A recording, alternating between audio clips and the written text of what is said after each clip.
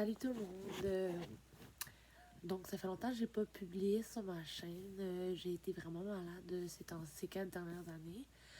Euh, dans le fond, dans 2 semaines, ça va être une nouvelle vie, dans le fond, parce qu'ils vont m'installer ici, dans mon nez, un TNG de gavage. Donc, c'est un tube en plastique qui vont rentrer dans mon nez, que ça va descendre par la gorge et ça va aller dans mon estomac pour me nourrir. Dans le fond, c'est que euh, j'ai la maladie de pseudo-occlusion chronique, donc je fais des occlusions intestinales à répétition.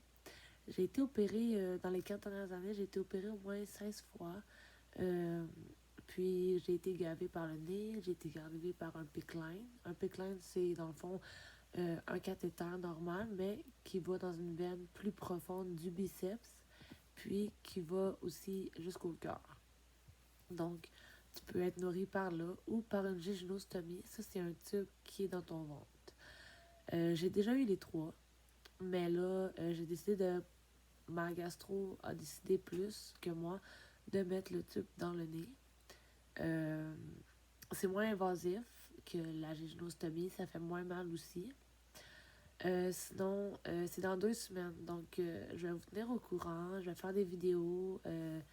Des journées qui passent avant l'installation du TNG de gavage. Puis après, ben, je vais faire plein de vidéos avec mon TNG, puis vous expliquer comment ça se passe, vivre avec cette maladie-là, puis vivre avec un tube d'alimentation aussi, c'est comment ça se passe. Sinon, un autre problème que j'ai, c'est que mes intestins ils sont trop au ralenti. On appelle ça un dysfonctionnement de la motricité neurologique des intestins. Donc, ils ne fonctionnent pas bien. Ce que ma gastro m'a dit, elle m'a dit que c'est une maladie très rare qu'on voit quasiment jamais. Puis, en 20 ans de carrière, elle m'a dit qu'elle avait eu 4 cas comme moi. Puis, il n'y a pas de traitement miracle, à moins qu'il se produise un médicament miracle ou une opération miracle qui va tout régler. Mais c'est pas vraiment le cas pour l'instant. Elle m'a dit peut-être dans 5 ou 10 ans. Donc, c'est ça la vie. Donc, c'est ça. Là, je peux pas dormir parce que ça fait. C'était jeudi mon rendez-vous. Donc, là, je pense juste à l'installation du TNG. Puis, ça me stresse. Mais d'habitude, quand j'arrive à l'urgence d'un hôpital, puis que je suis en occlusion intestinale, ils me rentrent le tube dans le nez directement à froid. Ça fait vraiment mal. Parce que ça dépasse ici ta cloison, fait que ça pousse dessus, puis ça rentre après. Puis là, quand tu mets un tube à froid réveillé, il faut que tu boives beaucoup d'eau en même temps pour avaler, pour que le tube il descende bien dans ta gorge. Mais dans 2 semaines, elle va me le faire en endoscopie. Donc, ça va être une gastroscopie à cause que j'ai été opérée cet été pour bypasser la pince mésentérique. Donc, une pince mésentérique, c'est une artère qu'on a qui s'appelle l'artère mésentérique. Puis, entre cette artère-là puis l'intestin, il y a du gras qui se forme entre. Ça fait un coussin. Mais moi, j'ai tellement été opérée, gavée, être à jeun à l'hôpital que j'ai perdu ce petit gras-là. Donc, l'artère écrasait mon intestin, en plus d'une occlusion. Donc, ils ont bypassé ça. Ils ont fait un nouveau circuit pour que quand je mange, ça aille ailleurs. Donc, c'est pour ça qu'il faut qu'elle aille avec la caméra par la bouche. On appelle ça une gastroscopie. Pour aller voir vraiment qu'elle mette le tube vraiment dans le nouveau circuit, puis que ça fonctionne bien. Donc, elle va me donner un sédatif. Donc, je m'en rendrai pas compte. Je vais comme dormir un peu.